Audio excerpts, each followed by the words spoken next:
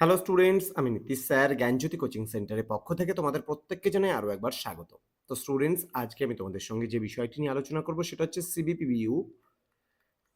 যারা কোচবিহার পঞ্চানন বর্মা ইউনিভার্সিটির আন্ডারে বিভিন্ন কলেজগুলোতে পড়াশোনা করছো তাদের জন্য আজকে আমি নিয়ে এসেছি তোমাদের মেজর ফোরের সিলেবাস। ওকে, তোমাদের হিস্ট্রি অফ ইন্ডিয়া রয়েছে 1757 থেকে 1857, অর্থাৎ 1757 থেকে শুরু করে 1857 পর্যন্ত যে ইতিহাস রয়েছে সেই ইতিহাস কিন্তু তোমাদের পড়তে হবে এই বছর।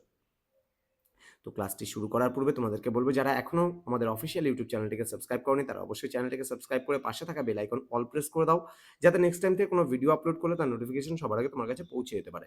এছাড়া অনলাইনে তোমরা যদি আমাদের কাছে পড়তে চাও বা ক্লাস করতে চাও তাহলে অবশ্যই যোগাযোগ করো আমাদের অফিসিয়াল নাম্বার 7076398606 নাম্বার অথবা 6295916282 নাম্বারে।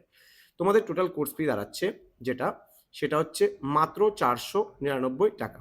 এবার এই 499 টাকার বিনিময়ে তোমরা পেয়ে যাচ্ছ সমস্ত পুরো প্যাকেজিংটা। তো চলো শুরু করছি দেরি না করে আজকের এই ক্লাসটি। তো স্টুডেন্টস, প্রথমত তোমাদের বলবো যে সোর্সেস অ্যান্ড হিস্টোগ্রাফি কিন্তু তোমাদের রয়েছে এখানে মেজর ফোরে। কি কি পড়তে হবে? যে আধুনিক যুগের ইতিহাসের যে বিভিন্ন উপাদানগুলো রয়েছে সেই বিভিন্ন উপাদানগুলো পড়বে তোমরা, এবং বিভিন্ন অ্যাপ্রোচেসগুলো যেগুলো রয়েছে সেগুলোও পড়বে। এবার অ্যাপ্রোচেসের মধ্যে মনে করো তোমার জাতীয়তাবাদী ঘরানা, তারপরে তোমার বললো সাবালটান হিস্ট্রি, মার্কসিস্ট হিস্ট্রি, এই সমস্ত বিষয়গুলো তোমরা পড়বে। ন্যাশনালিস্ট হিস্টোরিয়ান, ইম্পিয়ারিয়ালিস্ট হিস্টোরিয়ান, মানে সাম্রাজ্যবাদী যারা ঐতিহাসিক আছে তাদের যে ঘরানা আছে সেগুলো সম্পর্কে তোমরা পড়বে। এছাড়া বিভিন্ন সোর্সেস বা উপাদানগুলো সম্পর্কে তোমরা পড়বে, আধুনিক যুগের ইতিহাসের যে উপাদানগুলো সেগুলো। এবার তোমরা আরও কি কি পড়বে সেগুলো একটু বলে দিই। দেখো, এখানে তোমরা পড়বে পলাশির যুদ্ধ পড়বে, বক্সারের যুদ্ধ পড়বে, দেওয়ানি লাভটা পড়বে এবং তার গুরুত্বটা পড়বে। অ্যাংলো মহীশূর রিলেশনস বলতে গেলে ইঙ্গো মহীশূর যুদ্ধ, অর্থাৎ ইংরেজদের সঙ্গে মহীশূরের রাজার যে সম্পর্ক সেগুলো সম্পর্ক বা কনফ্লিক্ট যেগুলো রয়েছে সেগুলো সম্পর্কে তোমাদের পড়তে হবে। অ্যাংলো মারাঠা সম্পর্ক, অ্যাংলো শিখ সম্পর্ক, সাবসিডারি অ্যালায়েন্স মানে অধীনতামূলক মিত্রতা নীতি, ডক্ট্রিন অফ ল্যাপস মানে সত্যবিলোপ নীতি, এই দুটোই তোমরা কিন্তু পড়বে খুব ভালোভাবে।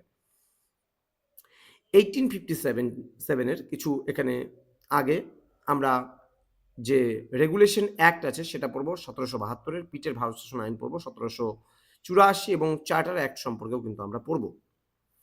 এবার রয়েছে ওরিয়েন্টালিজম, বিশেষ করে তোমার যেটাকে আমরা প্রাচ্যবাদ বলি, দেন উপযোগিতাবাদ, দেন মিশনারিজদের যে ধর্মান্তরকরণ আছে সেই ধর্মান্তরকরণ বা ধর্মপ্রচার সম্পর্কেও কিন্তু আমরা পড়বো।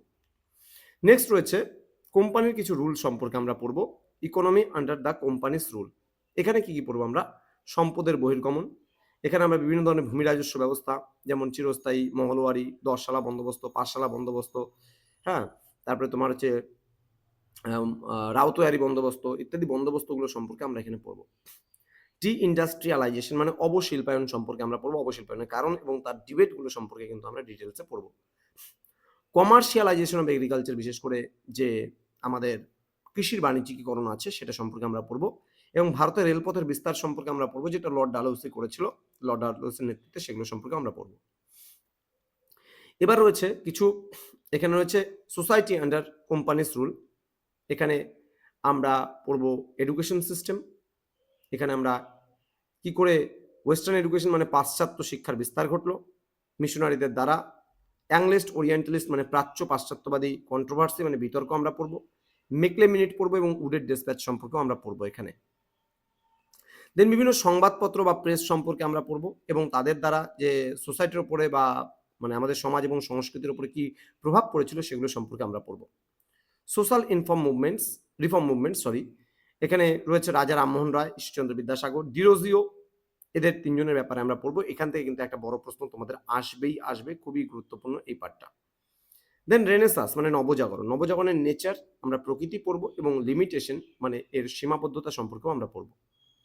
পপুলার রেসিস্টেন্স, অর্থাৎ এখানে আমরা পড়বো সন্ন্যাসী অ্যান্ড ফকির বিদ্রোহ সম্পর্কে আমরা পড়বো, ওয়াহাবি ফরাজি আন্দোলন সম্পর্কে আমরা পড়বো, সাঁওতাল বিদ্রোহ সম্পর্কে আমরা পড়বো, এবং আমরা পড়বো মহাবিদ্রোহের কোন কোন পার্টগুলো, কজেস মানে কারণ, নেচার মানে প্রকৃতি, এবং ফেলিয়ার মানে মহাবিদ্রোহের ব্যর্থতার কারণ সম্পর্কে আমরা পড়বো।